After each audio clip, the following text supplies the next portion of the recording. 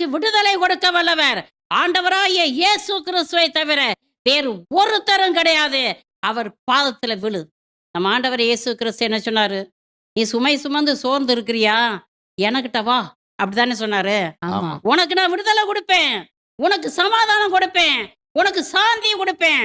உனக்கு சந்தோஷம் கொடுப்பேன் என்று சொல்றவரு நம்ம ஆண்டவர் இயேசு கிறிஸ்துங்க.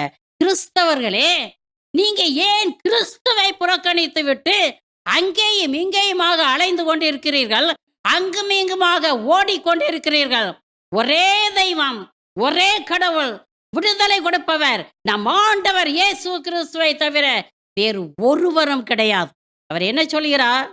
என் பெயரால் நீ எதை கேட்டாலும் நான் தருவேன் சொல்றாரா இல்லையா? ஆமா. ஆமா. பிறகு ஏங்க நீங்க அங்கே இங்கேயும் ஓடுறீங்க? இல்ல வேதம் தெரியலையா?